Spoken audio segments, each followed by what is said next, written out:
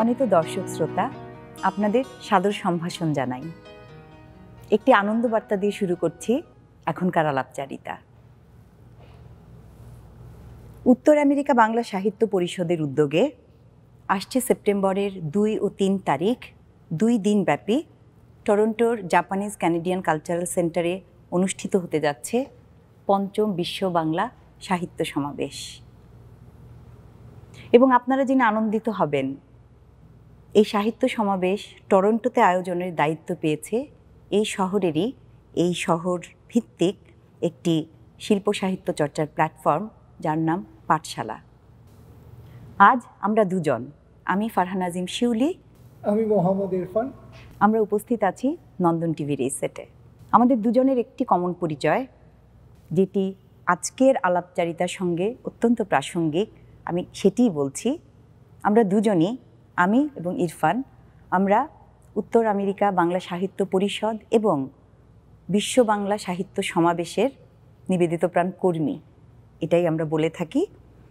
আর এর বাইরেও আরও পরিচয় আছে, যেটিও হয়তো কিছুটা প্রাসঙ্গিক। ইরফান একজন গল্পকার এবং আমি অনুবাদ কর্মের সঙ্গে যুক্ত। আর এর বাইরে পাঠশালার সঙ্গে আমি নিবিড়ভাবে যুক্ত। আর পাঠশালার সঙ্গে ইরফানের সংযুক্ততা কিছুটা এরকম বলা যায় যে তিনি পাঠশালার দার্শনিকতাকে এবং সামগ্রিকতাকে ভীষণভাবে ধারণ করেন। আমি চলে যাচ্ছি মোহাম্মদ ইরফানের কাছে।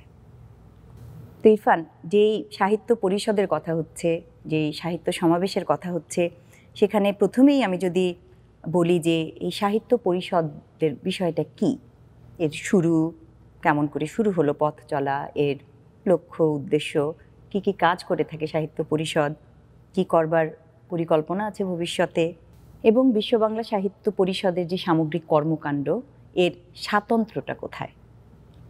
ধন্যবাদ শিউলি। অনেকগুলো প্রশ্ন তুমি করেছ। তো সেসব প্রশ্নের উত্তর দেওয়ার আগে শুরুতেই আমি পাঠশালাকে এবং পাঠশালার কর্ণধার হিসেবে ফারহানা আজিম শিউলি তোমাকে ধন্যবাদ জানাই। উত্তর আমেরিকা বাংলা সাহিত্য পরিষদ আয়োজিত পঞ্চম বিশ্ব বাংলা সাহিত্য সমাবেশের সারথি হওয়ার, শব্দটি আমার খুবই পছন্দ হয়েছে, সারথি হওয়ার দায়িত্ব নেওয়ার জন্য। তো সাহিত্য পরিষদ শুরু হওয়ার গল্পটি বলার আগে মনে হয় বলা দরকার সেটি হচ্ছে বাঙালিরা আজ ছড়িয়ে আছে সারা বিশ্বে। বিশ্বের যে দেশেই যাওয়া যাক, আমরা কিন্তু একজন বাঙালি বা একাধিক বাঙালি খুঁজে পাবো। এই যে সারা বিশ্বে ছড়িয়ে থাকা বাঙালি, তাদের মধ্যে অনেকেই লেখালেখি করছেন। এই সারা বিশ্বে ছড়িয়ে থাকা দেশান্তরী বাঙালি লেখকদের একটি প্ল্যাটফর্মে নিয়ে আসার জন্যই এই বিশ্ব বাংলা উত্তর আমেরিকা বাংলা সাহিত্য পরিষদটি গঠিত হয়েছিল 2019 সালে লেখক জ্যোতিপ্রকাশ দত্তের আহ্বানে। জ্যোতিপ্রকাশ দত্ত এবং পূরবী বসু, তারা দুজন এই চিন্তাটি শুরু করেছিলেন এবং তাদের চিন্তার ভিত্তিতেই আরও উত্তর আমেরিকার বিভিন্ন শহরে ছড়িয়ে ছিটিয়ে থাকা আরও বেশ কিছু সাহিত্যিক লেখক, তাদের সম্মিলিত প্রচেষ্টায় এই সাহিত্য পরিষদের যাত্রা শুরু 2019 সালে। এবং 2019 সালে আমরা প্রথম বিশ্ব বাংলা সাহিত্য সমাবেশ করেছিলাম আটলান্টায়। আটলান্টার সেবা লাইব্রেরি নামে একটি প্রতিষ্ঠান এটির দায়িত্ব নিয়েছিল। কর্মকাণ্ড যেটি আমরা করে থাকি সেটি হচ্ছে আমরা বছরে একটি করে সমাবেশ করি। সেই সমাবেশে সাহিত্য পাঠ, সাহিত্য নিয়ে আলোচনা, সেমিনার ইত্যাদি বিভিন্ন ধরনের অনুষ্ঠান আমাদের হয়ে থাকে। পুরো 2 দিন ধরে এই অনুষ্ঠান হয়ে থাকে। তুমি স্বাতন্ত্র্যের কথা বলছিলে শিউলি, তো এখানে তো প্রবাসে যারা থাকেন, বিশেষ করে উত্তর আমেরিকার বিভিন্ন শহরে, নিউ ইয়র্ক, ক্যালিফোর্নিয়া বা টরন্টোর মতো, তুমি বলছিলে কসমোপলিটন সিটি টরন্টো, নানান ধরনের অনুষ্ঠান হয়ে থাকে। পথমেলা, রাজনৈতিক দলের অনুষ্ঠান, কিছুদিন আগে নিউ ইয়র্কে একটি পরিবেশ মেলা আমি গিয়েছি, কিংবা সাংস্কৃতিক অনুষ্ঠান। এ সব কিছু থেকে আমি মনে করি এই সাহিত্য সমাবেশ এর আয়োজনটি কিছুটা ভিন্ন। পুরো 2 দিন ধরে একেবারেই সাহিত্যের ভেতরে মগ্ন থাকা এবং যারা সাহিত্য রচনা করেন এবং সাহিত্যের ব্যাপারে বিশেষভাবে অনুরাগী, তাদের সবাই এক জায়গায় এসে সাহিত্য নিয়ে আলোচনা করা, এই বিষয়টি আসলে আমার তো মনে হয় প্রবাস তো বটেই, বাংলাদেশে কিংবা পশ্চিমবঙ্গেও এটি খুব বেশি হয় না। কিন্তু আমরা যদি দেখি পশ্চিমের অনেক দেশে আসলে এই ধরনের সাহিত্য উৎসব বা সাহিত্য সমাবেশ এই ধরনের জিনিস হয়ে থাকে। তো আমরা সেই চিন্তা থেকেই সবাইকে একসাথে আনার জন্য আমরা এই সাহিত্য সমাবেশটি এবং সাহিত্য পরিষদটি গঠন করেছি।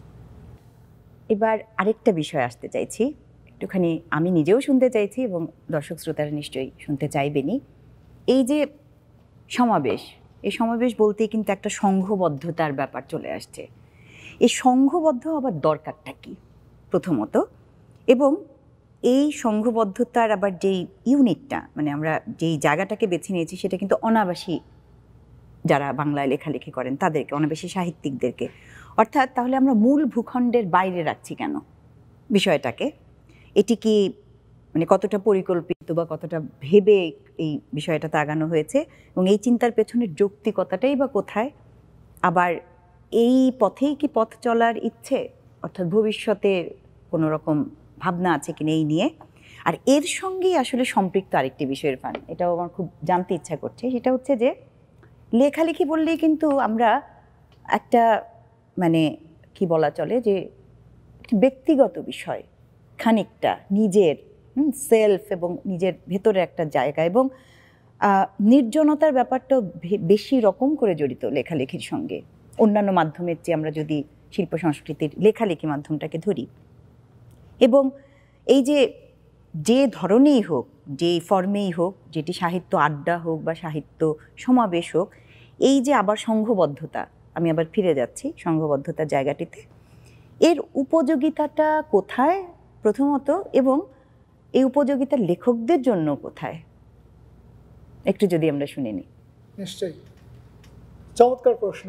আসলে কথাটা তো তুমি খুবই মূল্যবান কথা বলেছো শিউলি। লেখক নির্জনতা পছন্দ করেন, তার যে ক্রিয়েটিভ এবং প্রোডাক্টিভ সময়, তার যে সৃজনী ক্ষমতা, সেটির জন্য তার কিছুটা নির্জনতা কিংবা অনেক পরিমাণ নির্জনতা, এটা হয়তো কিছুটা অভ্যাসের ব্যাপার, সেটির দরকার হয়। আবার একই সাথে লেখক কিন্তু সামাজিক জীব, সমাজকে নিয়েই তিনি লিখে থাকেন। বিশেষ করে ভালো লেখক যারা, তারা তো সমাজের চিত্রটাই সুন্দর করে ফুটিয়ে তোলেন। তো প্রশ্নটা হচ্ছে লেখকের নিজেদের ভেতরে যূথবদ্ধতার কোনো প্রয়োজন আছে কিনা, সেটি হয়তো তুমি জানতে চাচ্ছ। দু ধরনের উদাহরণই কিন্তু এদেশের লেখকদের মধ্যে আমরা দেখি। একদিকে আমরা দেখি হেমিংওয়ের মতো লোক, যিনি একেবারে উদ্দাম সামাজিকতায় সবার সাথে মিশছেন, সব জায়গায় যাচ্ছেন, একেবারে মাছ ধরা থেকে শুরু করে নানান ধরনের অভ্যাস তার, প্রচুর লোকজনকে নিয়ে। আবার একই সাথে ফিলিপ রথের মতো লেখক নিজেকে লুকিয়ে রাখছেন। নির্জনতার কথা বলছিলেন না, নির্জনতার উদাহরণ রবীন্দ্রনাথ থেকে আমরা যেতে পারি না, কারণ পূর্ববঙ্গের তার যে উর্বর সৃষ্টির সময়টা পুরোটাই তো নির্জনতায়। বোটে বসে লিখছেন, বোটে, পদ্মার চরে, পূর্ণিমা ইত্যাদি ইত্যাদি, এবং উনি খুব সচেতনভাবেই নির্জনতাটা পাওয়ার জন্যেই চলে যেতেন অনেক সময়। জি, আসলে রবীন্দ্রনাথের কথা বলা মনে পড়ে গেল, এটি খুবই সত্যি কথা এবং খুবই চমৎকার উদাহরণ তুমি তুলে এনেছো শিউলি। আবার একই সাথে যে সাহিত্য আড্ডা বা সাহিত্যিকদের মধ্যে যে যূথবদ্ধতার যে ব্যাপারটি, সেক্ষেত্রেও কিন্তু রবীন্দ্রনাথের অবদান আছে। আমরা অম্বর আড্ডা করি, তুমি জানো, মাসে একটি করে আড্ডা করে থাকি, অনলাইনে শুরু করেছি আমরা অতিমারির সময় থেকে। তো রবীন্দ্রনাথ কিন্তু এই ধরনের আড্ডা লেখকদের নিয়ে করতেন। হ্যাঁ, তো প্রশ্ন হচ্ছে যেটি, এ ধরনের আড্ডার আসলে উপযোগিতা বা প্রয়োজনীয়তা যেটি আমরা বলে থাকি, সেটি কি, বা সাহিত্য পরিষদ কি ভেবেছিল? তো আমরা যেটি ভেবেছি যে লেখকদের মধ্যে প্রথম কথা হচ্ছে বন্ধুত্ব, পারস্পরিক বন্ধুত্বের কারণে যূথবদ্ধ সময়ের দরকার আছে। এছাড়াও তাদের মধ্যে যে বুদ্ধিবৃত্তিক সহযোগিতা, যেটাকে বলা যায় ইন্টেলেকচুয়াল কোঅপারেশন, তাই না?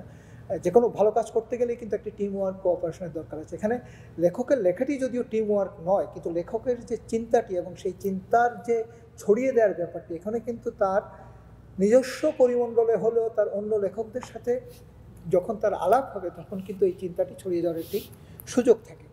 তো এই ধরনের পারস্পরিক যোগাযোগ তৈরি করার একটি সুযোগ, তারা যাতে চিন্তা, চেতনা এবং তাদের চর্চার যে আদান প্রদান করতে যেতে পারেন, সে কারণে আমাদের এই সাহিত্য পরিষদটি তৈরি। আরেকটি ব্যাপার যেটি তুমি বলেছিলে যে মূল ভূখণ্ড বনাম এখানে যারা অভিবাসে থাকেন, তো অনাবাসী যারা থাকেন, তো অনাবাসে যারা থাকছেন, দেশের বাইরে যারা থাকছেন, একটি ব্যাপার হচ্ছে তারা কিন্তু অনেকেই একটি ছোট শহরে একটি বিচ্ছিন্ন দ্বীপের মধ্যে বসবাস করছেন।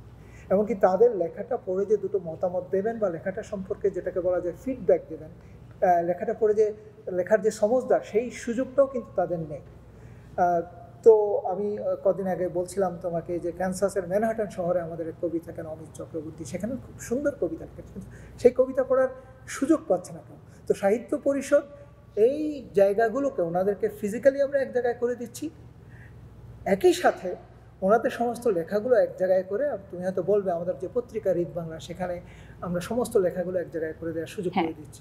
হৃদ বাংলা একটু আলাদা করেই আসবো, সেটি একটি আলাদা জায়গা দাবিও করে। কিন্তু তার আগে আমি একটু দর্শক শ্রোতাদের উদ্দেশ্যেই বলি যে ইরফান যেই কথা বললেন যে রবীন্দ্রনাথ নিজেই সে সাহিত্য আড্ডা করেছেন, আপনারা বিখ্যাত মান্ডে ক্লাব, মন্ডা ক্লাব বলা হতো যেতে, সেটা সুকুমার রায় থেকে শুরু করে প্রতিটি শাখায় বিচরণকারী পঞ্চকবির বোধহয় 2 কবি যেতেন, এবং সেটা একটা ভীষণ রকম ব্যাপার ছিল। আর আরেকটি কথা ইরফান, আমার মনে এইখানেই আমি একটু বলে ফেলি, এই যে বিশ্ব বাংলা সাহিত্য সমাবেশ যেটি এবার হতে যাচ্ছে আমাদের শহরে, এর যে একটা ট্রাভেলিং ক্যারেক্টার, এটি তো ভ্রমণ করে, একবার এক এক শহরে হচ্ছে, তাই তো? এটাকে মার্কিন যুক্তরাষ্ট্রে আটলান্টায় হয়েছে, তারপরে ক্যালিফোর্নিয়ায় হয়েছে, এবার এটা টরন্টোতে এসেছে। এর যেই প্রথম মানে এই ধরনের একটা আইডিয়া যার মাথায় আসে কিন্তু অতুল প্রসাদ সেন, প্রবাসী যেটা সম্মেলন করেন, এবং সেখানকার প্রথম সভাপতি আমি যদি ভুল না করি রবীন্দ্রনাথই ছিলেন। ফলে মানে আসলে এখানে মানে জায়গাটা সাদা কালো নয়, জায়গাটা একটা গ্রে জায়গা, ভাবার জায়গাটা। অনেক ধন্যবাদ, খুব চমৎকার হলো। সময় হয়ে গেল ছোট্ট একটা বিরতির, আমাদের সঙ্গেই থাকুন।